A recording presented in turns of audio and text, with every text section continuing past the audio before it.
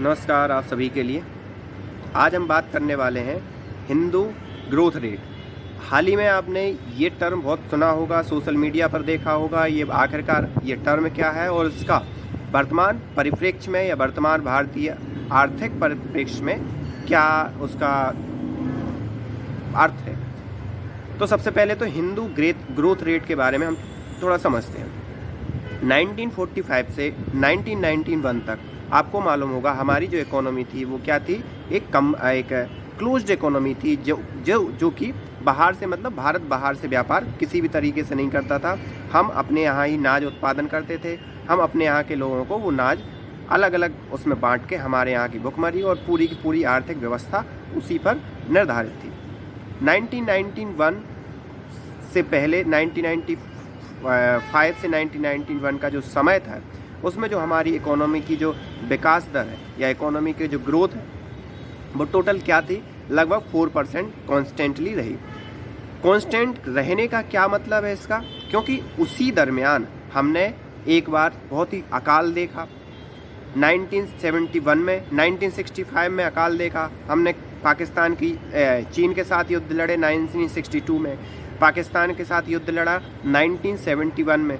Okay, तो इस प्रकार से कई युद्ध देखने के बाद भी हमारी जो अर्थव्यवस्था है वो क्या रही, एक फिक्स अर्थव्यवस्था रही, एक सतत उससे बढ़ती रही। लेकिन जैसे ही 1991 का समय गुजरा, जब रेगुलराइजेशन आया और हमारी देश की जो इकोनॉमी है वो वर्ल्ड के लिए ओपन हुई, उसके बाद जो विकास दर है वो धीरे धीरे बढ़ना स्टार्ट हुई। और अभी वर्तमान में हम कुछ सुनते होंगे कि 6% की विकास दर है, वो भी सालाना सुनते हैं, और 7% की, कभी 8% की, और अभी कोविड के कारण हमारी विकास दर जो है डाउन चल रही है। लेकिन IMF ने एक और बात बोली है कि जो भारत की विकास दर है वो पूरे के पूरे विश्व की विकास दर से सबसे ज़्यादा अच्छा है। तो सबसे पहले जो उस विकास दर, जो स्थिर विकास दर थी 1945 से 1991 के बीच की, उसको एक वर्ड क्वाइन किया गया। उस वर्ड का मतलब क्या था, Hindu growth rate. Hindu growth rate in the sense, क्योंकि भारत उसी समय एग्जिस्टेंस में आया था, पाकिस्तान उसी समय एग्जिस्टेंस में आया था। भारत का जो एग्जिस्टेंस का जो उस समय बेस था वो क्या था, हिंदू। और जो पाकिस्तान का जो बेस था कंट्री बनाने का, उसका बेस क्या था, मुस्लिम्स। ओके, तो यहाँ पर जो हिंदू ग्रोथ रेट, एक हिंदू ग्रोथ रेट किसी ने क्वाइन किया इस टर्म को, तो वो एक सतत ग्रोथ रेट हुई और उसको एक इंटरनेशनली उसको क्या किया गया, एक्सेप्टेंस मिली। लेकिन धीरे धीरे फिर बाद में लोगों ने उसको क्रिटिसाइज करना भी स्टार्ट कर दिया कि ये हिंदू ग्रोथ रेट सिर्फ 4% ही रही, जबकि अन्य देश की इकोनॉमी अलग अलग परसेंट पर भी चल रही थी।